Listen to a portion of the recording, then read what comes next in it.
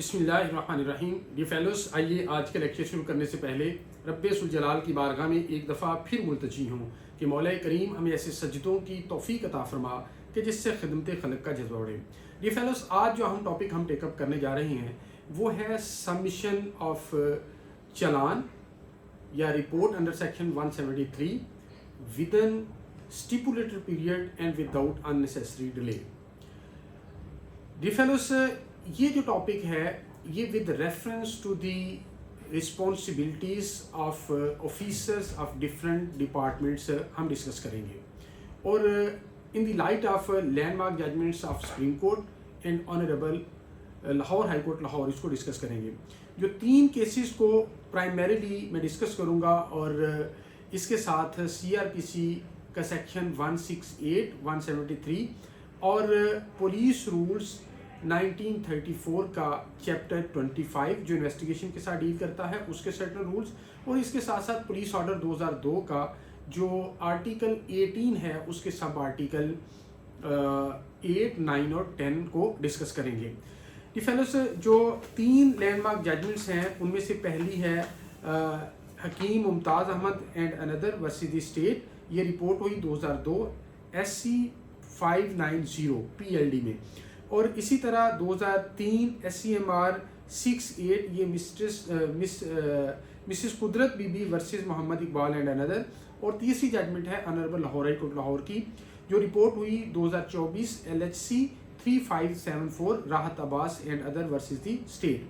D fellows, जैसा पहले मैंने गुजारिश की कि इसमें जो रोल है असाइन किया गया स्टैट्यूटरली और इसके साथ साथ जो ऑनरेबल सुप्रीम कोर्ट और लाहौर हाई कोर्ट लाहौर की जजमेंट ने असाइन किया डिफरेंट ऑफिसर्स का इन डिफरेंट डिपार्टमेंट्स, उसको हम आइडेंटिफाई करके डिस्कस करेंगे। ये फेलोस, जो रोल्स जिन ऑफिसर्स के डिस्कस किए गए हैं जजमेंट्स के अंदर वो सबसे पहले IO का रोल है, फिर SHO का रोल है, फिर उसके बाद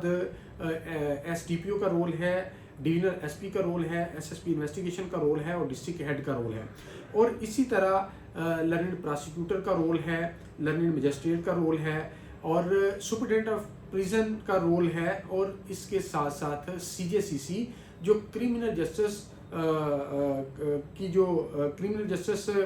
की जो कमेटी है जो मंथली अंडर पुलिस ऑर्डर 2002 के आर्टिकल 109 के तहत कॉन्स्टिट्यूट होती है, उसका रोल बयान किया गया है। डी फेलोस, इन जजमेंट्स के अंदर तीनों के अंदर ऑनरेबल सुप्रीम कोर्ट और ऑनरेबल हाई कोर्ट ने कैटेगोरिक टर्म्स के अंदर ये बात कही कि non submission of report under section 173 with an stipulated period and without unnecessary delay ये ग्रास वायलेशन है, फ्लैग्रेंट वायलेशन है of fundamental right under article 9 जो right to life and liberty है। अगर टाइमली और विद एन स्टिपुलेटेड पीरियड ये चलान जमा नहीं होता तो that will amount to violation and stripping of the right of fundamental right conferred by the constitution to the accused, उससे उसको महरूम करने के मुतरादिफ है। अब जो हकीम मुमताज़ केस है सबसे पहले ये आया जो सुप्रीम कोर्ट के अंदर डिस्कस हुआ, मंडी बहाउद्दीन के मुतलका था। ब्रीफली इसके अंदर submission of report under section 173 interim और फिर इनकम्प्लीट या कंप्लीट जो चलान था वो डिलेड सबमिट हुआ, यानी बहुत अरसा गुजरने के बाद ये सबमिट हुआ। जब हाई कोर्ट के पास ये टेकअप हुआ तो हाई कोर्ट ने बड़ी स्ट्रॉन्ग ऑब्जर्वेशन की और सर्जिश की मुख्तलिफ ऑफिसर्स की। इसके अंदर ब्रीफली जो ऑनरेबल कोर्ट ने हेल्ड किया ये कहा कि जो सुपरिटेंडेंट ऑफ पुलिस है, जाहिर है उस वक्त ये डिवीजन ऑफ जो सेपरेशन थी इन्वेस्टिगेशन की ऑपरेशन की ये नहीं थी, तो उस वक्त इससे ये लगता है कि सुपरिटेंडेंट ऑफ पुलिस जो है वो हेड ऑफ डिस्ट्रिक्ट था। ये कहा कि जो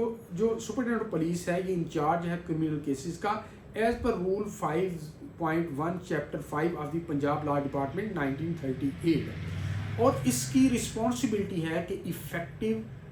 डिवाइसेस का इस्तेमाल करें, इफेक्टिव मेजर्स दे, ये इंश्योर करने के लिए कि जो IO है वो टाइमली जो है वो अपनी इन्वेस्टिगेशन को कंप्लीट करे और उसका आउटकम जो है वो रिपोर्ट करे टू दी SHO, और SHO है through prosecutor timely with in 70 days इसका इंटरम रिपोर्ट सबमिट करे अगर टाइमली ये इन्वेस्टिगेशन को कंप्लीट करे और इसका चालान सबमिट करे, और अगर टाइमली ये कंप्लीट नहीं होती तो फिर विदिन 70 डेज इसका इंटरम रिपोर्ट सबमिट करें। और अगर ये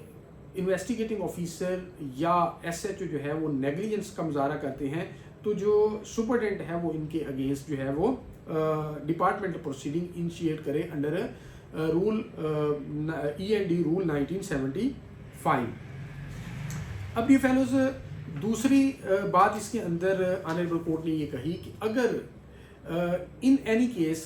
और इन एनी सेंस या इन एनी फॉर्म जो सुपरटेंडेंट पुलिस है वो हिमसेल्फ कॉन्ट्रीब्यूटरी है in the delay of submission of report, तो उसके अगेंस्ट भी IG साहब को कहा कि वो इसके अगेंस्ट डिपार्टमेंट प्रोसीडिंग इनिशिएट करे, डिसिप्लिनरी प्रोसीडिंग इनिशिएट करे। और कैटेगोरिकली ये बात कही कि ये फिगर हेड नहीं है, जस्ट ये इंचार्ज है और इंश्योर करना इसकी रिस्पॉन्सिबिलिटी है जो सुपरटेंडेंट है, डिस्ट्रिक्ट हेड है। डी फेलो से इसके साथ साथ ऑनरेबल कोर्ट ने ये बात भी ऑब्जर्व की कि जो प्रोसिक्यूटर साहब हैं वो प्रोसिक्यूटर साहब भी जो हैं वो इन्हीं रूल्स के तहत जो है वो इंचार्ज हैं इनके केसेस के। Rule 5A2 chapter 5A of the Punjab law department ये भी रिस्पॉन्सिबल हैं और ये डिस्ट्रिक्ट प्रोसिक्यूशन एजेंसी जो है ये इंचार्ज है इन केसेस की। और अगर इनके पार्ट पे कोई डिले काज होता है, बेसिकली इस केस के अंदर लाइबिलिटी को ब्लेम गेम के तहत शोल्डर ट्रांसफ़र किया जाता रहा। ऑनरेबल कोर्ट ने इसको ऑब्जर्व किया कि ये आपस में कोऑर्डिनेशन करें, कोऑपरेशन करें और इसकी टाइमली सबमिशन करें। अगर delay on the part of prosecutor होता है तो लॉस एक्टिव उस वक्त होते थे इनके हेड, लॉस एक्टिव कहा कि इनके अगेंस्ट भी कार्रवाई करें। उसके अंदर उन्होंने पुलिस और प्रोसिक्यूशन दोनों को रिस्पॉन्सिबल ठहराया डिलेड सबमिशन ऑफ रिपोर्ट के हवाले से। इसी तरह ऑनरेबल कोर्ट ने बड़ी स्ट्रॉन्ग ऑब्जर्वेशन दी मजिस्ट्रेट के हवाले से भी। मजिस्ट्रेट के हवाले से उन्होंने ये कहा कि अगर जब रिमांड के पॉइंट पे यानी जुडिशल रिमांड के वक़्त या फिजिकल रिमांड के वक़्त जब अक्यूज जो है वो पेश हो रहा था तो मजिस्ट्रेट की ये रिस्पॉन्सिबिलिटी थी कि वो इंसिस्ट ओपान करता कि इसकी रिपोर्ट अंडर सेक्शन 173 सबमिट की जाए। चूँकि उसने इंसिस्ट नहीं किया और रजिस्ट्रार को लिखा कि ये भी नोटिस में लाएं chief justice honourable Lahore high court Lahore के वो भी डिपार्टमेंटल और डिसिप्लिनरी प्रोसीडिंग इनिशिएट करे अगेंस्ट द मजिस्ट्रेट। इस जजमेंट के अंदर जो रोल का तयन हुआ वो IO का, SHO का, सुपरटेंडेंट का जो डिस्ट्रिक्ट हेड था, प्रोसिक्यूटर का और मजिस्ट्रेट का। ऑनरेबल कोर्ट ने आगे सुप्रीम कोर्ट ने एक और जजमेंट दी जिस मिस्टर कुदरत बीबी केस 2003 SCMR 68, इसके अंदर भी ऑनरेबल कोर्ट ने कैटेगोरिकली ये कहा कि जो हकीम मुमताज़ केस के अंदर जो रेशियो डिसाइडेंडी और जो इंस्ट्रक्शंस पास की गई हैं उसको स्ट्रिक्टली जो है वो कंप्लाई विद किया जाए। डी फेलोज एक और लैंडमार्क जजमेंट जो honourable Lahore high court Lahore ने दी जिसको राहत Abbas and another versus state और 2024 LHC 3574 में रिपोर्ट हुई। इसके अंदर कुछ और स्टेक होल्डर्स को भी ऑनरेबल कोर्ट ने रिस्पॉन्सिबल ठहराया।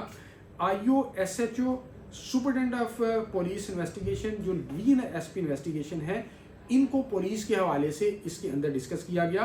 कि IO और SHO की ये प्राइमरी लीगल रिस्पॉन्सिबिलिटी है कि वो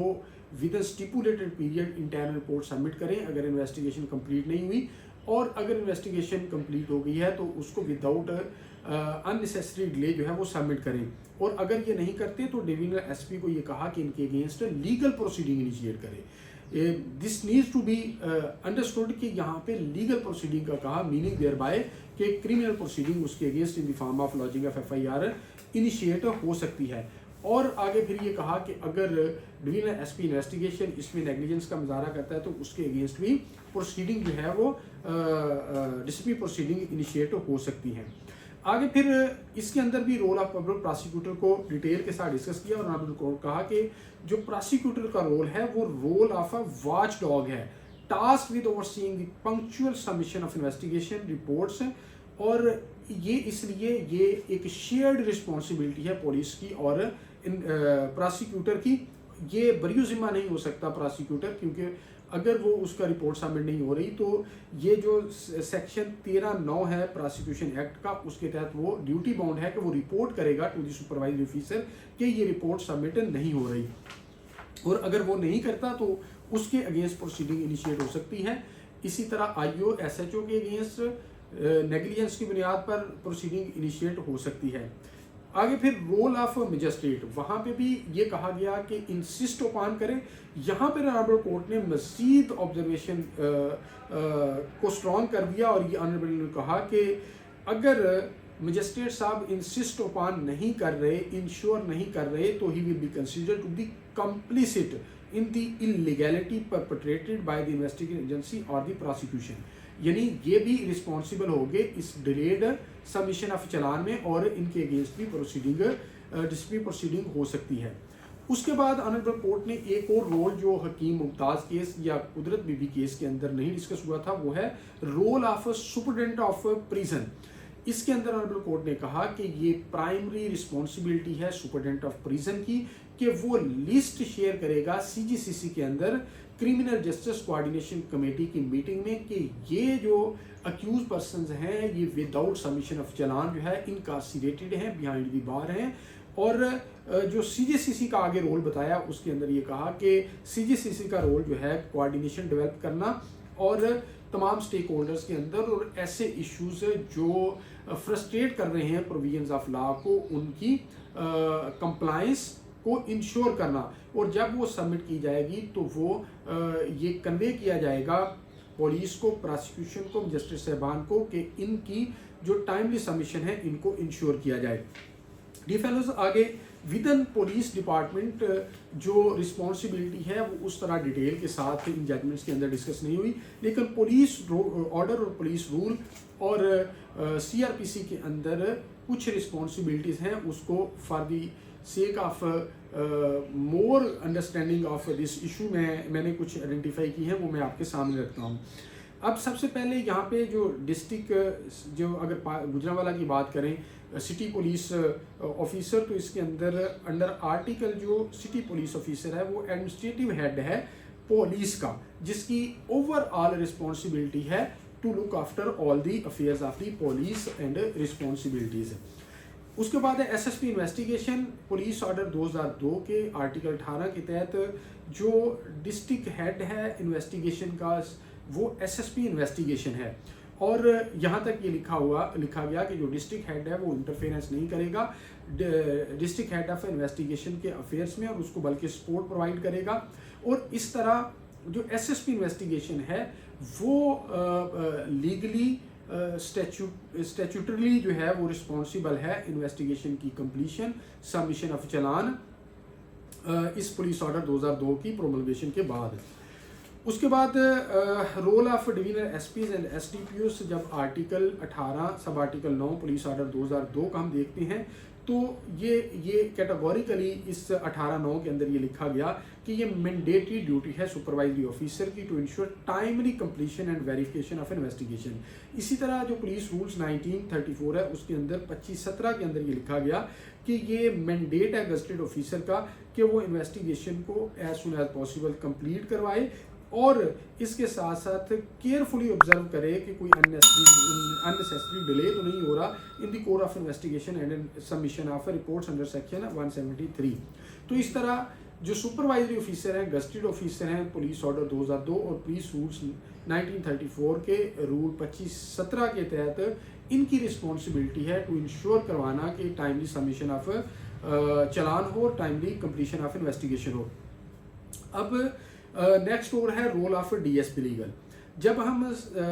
रूल 27 सब रूल 10 का आगे सब रूल 13 पढ़ते हैं तो उसके अंदर ये बात लिखी हुई है कि जो डीएसपी लीगल का रोल है वो कोऑर्डिनेटर का है between the police and the prosecution with respect to the submission of a challan. यानी अगर कोई एनोमली आ रही है, कोई कन्फ्यूजन आ रही है, कोई अंडरस्टैंडिंग के अंदर इशू आ रहा है,